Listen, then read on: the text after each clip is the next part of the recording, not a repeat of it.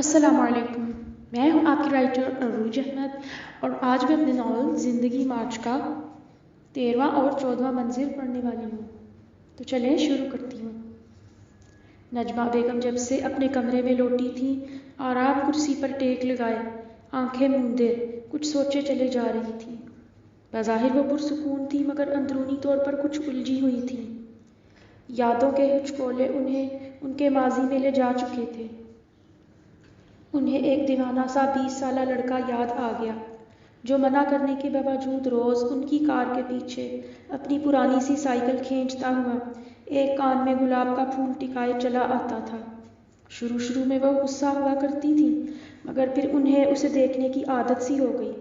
جس دن وہ کالج جانے کے راستے میں اسے پیچھے آتے دیکھ نہ لیتی، ایسا لگتا دن ہی نہ چڑھا ہو۔ وہ شکل سے خوش مزاج اور عادتاً ہنسمکھ سا لڑکا تھا۔ وہ ہمیشہ انہیں دیکھ کر مسکرا دیا کرتا تھا۔ ضروری نہیں اس کے کان میں اٹکا پھول گلاب ہی کا ہو، وہ بدلتے موسم کے ساتھ تبدیل ہوتا رہتا تھا اور اس کی جگہ کبھی برہمانڈی اور کبھی گل لالہ بھی لے لیا کرتے تھے۔ مگر ایک ایسا شخص ان سے محبت کا اظہار کیسے کر سکتا تھا جو چوک میں برف کا ٹھیلا لگاتا ہو؟ کالج کے تیسرے سال جاوید عرف جیدی نے کالج کے باہر چپس اور رول کی ریہڑی لگا لی۔ جب اس کی سہیلیاں جیدی سے چپس یا رول خریدنے جاتی، وہ اسے ساتھ لے لیتی۔ وہ چپ چاپ کھڑی اس کو چپس تلتے ہوئے دیکھتی رہتی اور جیدی جو عموماً انہیں دیکھ کر مسکراتا رہتا تھا، ان کے سامنے آتے ہی نظریں جھکائے کام میں جٹ جاتا۔ نہ کبھی اس نے ان سے کچھ کہا اور نہ کبھی نجمہ بیگم ہی کی ہمت ہوئی۔ پھر اسی سال کے آخر میں ان کی شادی ہو گئی۔ شادی کے بعد وہ اسے بھول جانا چاہتی تھی مگر فراز صاحب ان دنوں بہت غصے والے اکڑ مزاج شوہر واقع ہوئے تھے۔ وہ پیشے سے پروفیسر اور مزاج کے نہایت سنجیدہ انسان تھے۔ وہ چاہتے تھے ان کی بیوی ایک اعلیٰ تعلیم یافتہ عورت ہو مگر شادی کے بعد بچوں میں پڑھتے ہی انہوں نے تعلیم کو خیر آباد کہہ دیا تھا۔ ان کی ساس ایک سخت مزاج عورت تھی۔ وہ بچوں اور سسرال کی الجھنوں میں بھی اکثر اس ہنستے مسکراتے چہرے کو کبھی نہیں بھول پائی تھی جو انہیں دیکھ کر ہمیشہ مسکرا دیا کرتا تھا۔ وہ ہمیشہ فراز صاحب کو دیکھ کر سوچتی کہ کاش وہ بھی ایک ہنسمکھ اور خوش مزاج شوہر ہوتے۔ وقت گزرنے کے ساتھ ساتھ وہ اب کافی بدل چکے تھے مگر وہ نجمہ بیگم کے ویسے رفیق نہ بن سکے جس کی انہیں خواہش تھی۔ آج وہ بہت تھک چکی تھی، انہوں نے ہمت کی اور آرام کرسی سے اٹھ کر بیڈ پر آ لیٹی۔ فراز صاحب ایک عرصے سے اپنا بستر اسٹڈی روم میں منتقل کروا کر وہیں کے ہو چکے تھے۔ نجمہ بیگم تنہائی دور کرنے کو کبھی ڈرامہ دیکھ لیا کرتی یا ناول پڑھ کر دل بہلا لیا کرتی مگر آج انہیں کسی بات کی ہوش نہیں تھی۔ وہ حیران تھی کہ برف کا ٹھیلا لگانے والا جیدی آج ان سے زیادہ امیر کبیر کیسے ہو گیا۔ وہ ایک امیر باپ کی بیٹی تھی اور ان کا شوہر بھی اچھے گھرانے سے تعلق رکھتا تھا۔ وہ عرصے سے ایک کنال کی کوٹھی میں رہائش پذیر تھے جبکہ چند دن پہلے ہی سامنے کی 2 کنال کوٹھی میں شفٹ ہونے والا جیدی ان کے مقابلے میں کئی گنا زیادہ امیر معلوم ہوتا تھا۔ اگر آج وہ جیدی کو مردانہ حال میں نہ دیکھ پاتی تو یقیناً اس وقت ان کا موڈ یکسر تبدیل ہوتا۔ وہ سب بھلا کر سونے کی کوشش کرنے لگی۔ منظر بدلتا ہے۔ گھڑیال رات کے 12 بجا رہی تھی۔ آج اس کی جلدی آنکھ لگ گئی تھی مگر کوئی عجیب سا خواب دیکھ کر اس کی آنکھ کھل گئی اور تب سے وہ کچھ سوچے چلی جا رہی تھی۔ ضروری نہیں ماضی کی یادیں صرف اذیت دینے کے لیے ہوں۔ ہاں لیکن اگر کسی کے ماضی میں کچھ اذیت ناک لمحے گزرے ہوں تو انہیں یاد کرتے وقت وہ ضرور اندواگین ہو سکتا ہے مگر اس کے خیال سے ایسا نہیں تھا۔ یادیں ایک بالکل طلسماتی جہاں ہے جس میں گزرے ہوئے تلخ اور رنجیدہ کرنے والے لمحے بھی ایک اچھی یاد بن کر رہ جاتے ہیں، کم از کم اس کے لیے تو ایسا ہی تھا۔ وہ یک ٹک گھڑی پر نظریں جمائے 8 سال پیچھے جا چکی تھی۔ یہ ان دنوں کی بات تھی جب اس کی شادی کو کچھ ماہ گزرے تھے اور تب اس کی ساس بھی ایک سخت گیر خاتون ہوا کرتی تھی۔ بات بات پر وہ اسے جھڑک دیا کرتی تھی۔ شادی کے 1 ماہ بعد سے گزرنے والا ہر دن اس کے لیے مصیبتوں اور مشکلات کا دن ثابت ہوا تھا۔ پہلے وہ سمجھ نہیں پاتی تھی کہ ان کا موڈ تو نارمل ہوتا، پھر اچانک اس کے جیٹھ فرقان کے ان کے پاس سے ہو کر آتے ہی بدل کیوں جاتا۔ وہ بات جو پہلے ان کے لیے عام ہوتی اچانک خطرناک بن جاتی اور وہ بات بے بات لڑائی شروع کر دیتی۔ اور دیکھتے ہی دیکھتے پورا گھر کا ماحول بدل جاتا۔ اس وقت اگر کسی کام یا ضرورت سے فرقان کا وہاں سے گزر ہوتا تو وہ اس کے چہرے پر طنز اور ایک عجیب سے اطمینان کی کیفیت دیکھتی، جیسے وہ اس تماشے سے بہت مطمئن ہو، جیسے وہ کوئی بہت بری عورت ہو اور وہ اسی سلوک کی مستحق ہو۔ کبھی کبھی وہ اس کے سامنے اپنی والدہ کا دھیان بٹانے کی کوشش بھی کرتا، جیسے اس پر ایک احسان کرنے والا ہو۔ اکثر ایسا ہوتا کہ فرقان کے کہنے پر وہ فوراً بات مان لیتی اور ٹھنڈی پڑ کر چپ کر جاتی، اور اس موقع پر اس کی نگاہوں میں فخر اور برتری کی چمک اور انداز میں غرور وہ واضح دیکھ سکتی تھی۔ نجمہ بیگم اپنے سب بیٹوں میں فرقان سے سب سے زیادہ قریب تھی۔ اس کی ہر بات ان کے لیے اہم ہوتی، اور اس بات کا اسے اس گھر میں قدم رکھتے ہی احساس ہو گیا تھا۔ مگر اسے کبھی یہ افسوس نہ ہوا کہ وہ نویان کی بجائے اس کی بیوی ہوتی، بلکہ وہ ہمیشہ یہی سوچتی کاش وہ اس گھر میں بیاہ کر آئی ہی نہ ہوتی۔ فرقان کا فخر اپنی جگہ درست تھا، وہ اپنی والدہ کا چہیتا بیٹا تھا، اور سب بیٹوں میں سب سے اچھی کمائی اسی کی تھی۔ وہ والدہ کو پوری تنخواہ تھما دینے کے علاوہ ان کے شوق الگ سے پورے کیا کرتا تھا۔ وہ اب سے نہیں ہمیشہ سے ایسا تھا۔ پھر نجمہ بیگم کیوں نہ اس پر جان چھڑکتی؟ ان کے اپنے شوہر کی کمائی تو ان کے شوق پورے کرنے کے کبھی کام نہ آئی تھی۔ فراز صاحب گن کر پیسے دینے والے انسان تھے۔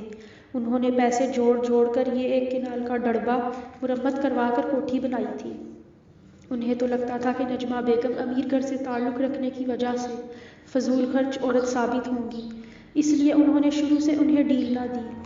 نتیجہ یہ نکلا کہ انہیں اپنے شوہر سے سکھ نہ ملے تو انہوں نے اپنی بہوؤں پر سختی کر کے اپنی محرومیوں کا بدلہ لیا۔ ریحان اور سبحان اپنی بیویوں کو لے کر شروع سے ہی دوسرے شہروں میں رہے، لیکن جب کبھی وہ یہاں ملنے آتے ان کی بیویوں کو بھی تلخ تجربات کا سامنا کرنا پڑتا، مگر وہ دونوں بیویوں کے حامی بھرنے والوں میں سے نہیں تھے، جبکہ نویان ان کے بڑے بیٹوں سے بالکل مختلف نکلا تھا۔ وہ ان کی طرح اپنی بیویوں کے ساتھ زیادتی پر خاموش رہنے کی بجائے اس پر آواز اٹھاتا، اور یوں وہ ان کی نظر میں برا بنتا چلا گیا۔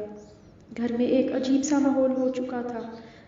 نجمہ بیگم اسے کچھ کہتی تو نویان ان سے لڑ پڑتا، اور یوں نجمہ بیگم اسے مزید صلاح سناتی۔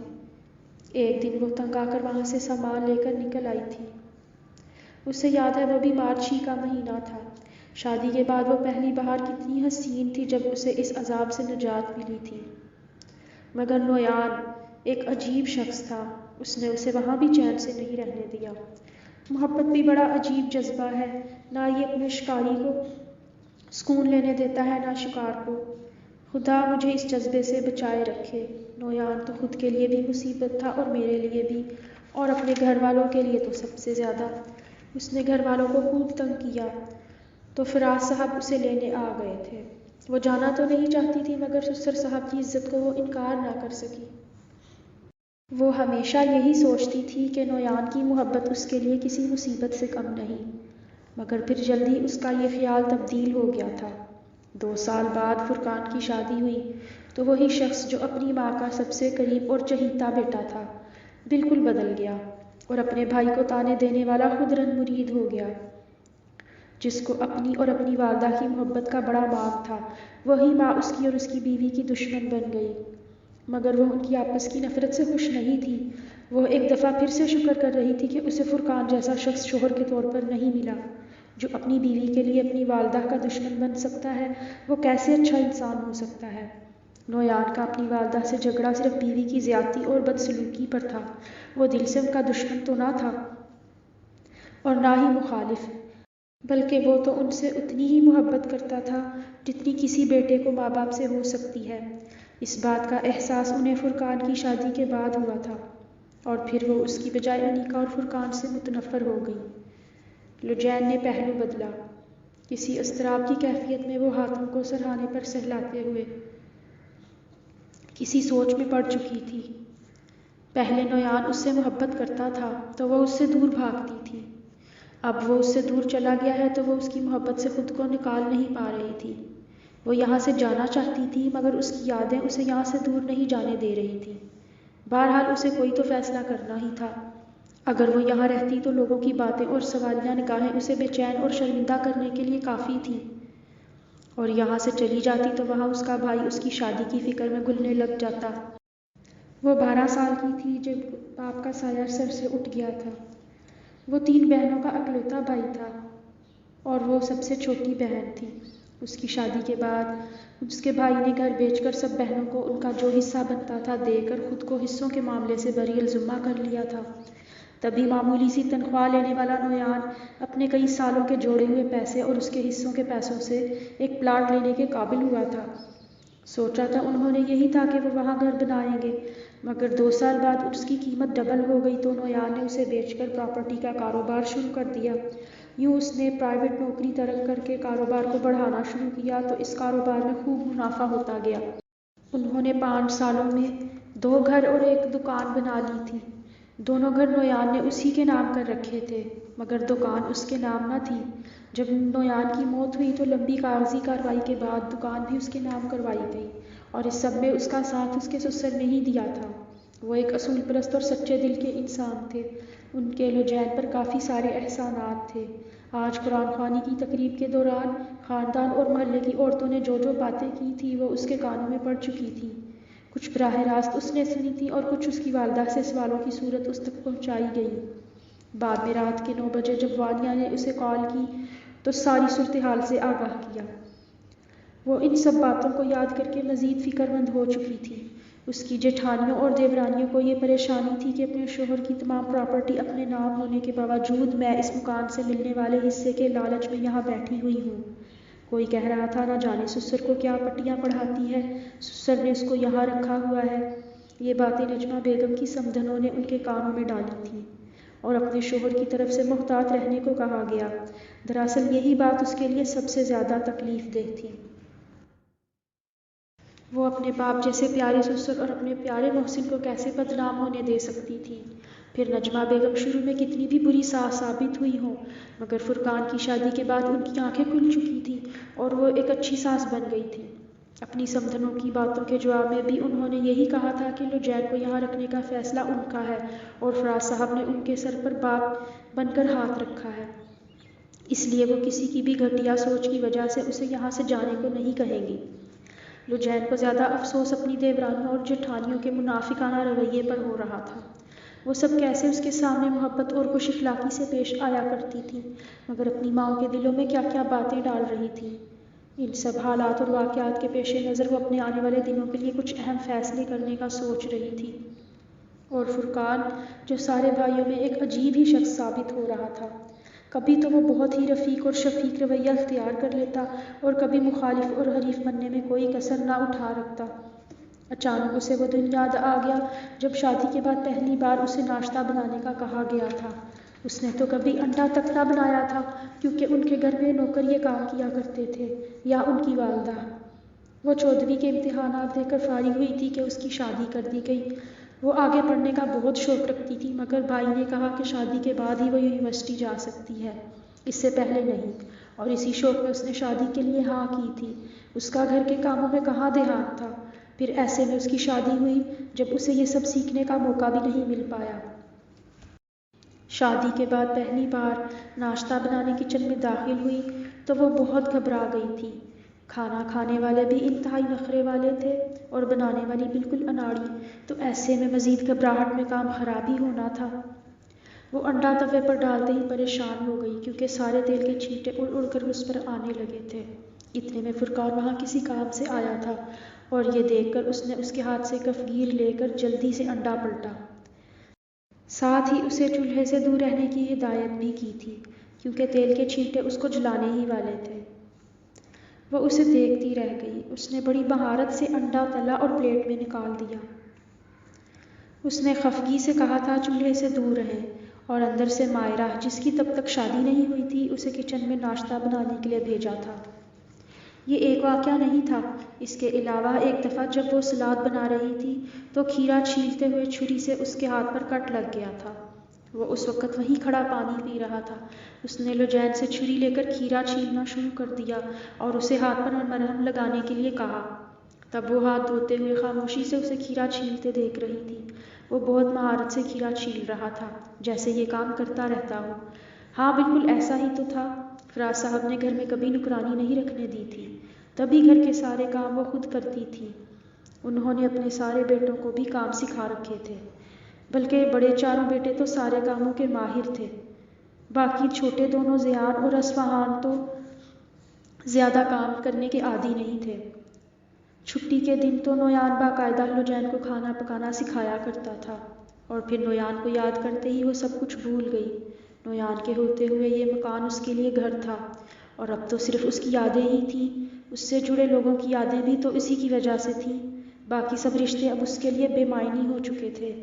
اسے جلدی کوئی فیصلہ کرنا تھا۔ بہرحال وہ اپنے سسر کا فیصلہ سنے بغیر کیسے اپنا فیصلہ کر سکتی تھی؟ وہ بہت کچھ سوچ رہی تھی، بہت کچھ یاد کر کے رنجیدہ تھی۔ آنے والے دنوں میں اسے یہاں سے جانا ہی پڑنا تھا، اور اب وہ دن دور نہیں تھا۔ سامعین حضرات، میں نے اپنے ناول زندگی مارچ کا 13واں اور 14واں منظر پڑھا ہے۔ امید کرتی ہوں آپ کو ناول پسند آ رہا ہوگا۔ اپنے خیالات سے آگاہ کرنے کے لیے رائے ضرور دیجیے، اور مجھے اپنی دعا میں یاد رکھیے گا۔ اب میں اجازت چاہتی ہوں۔ اللہ نگہبان۔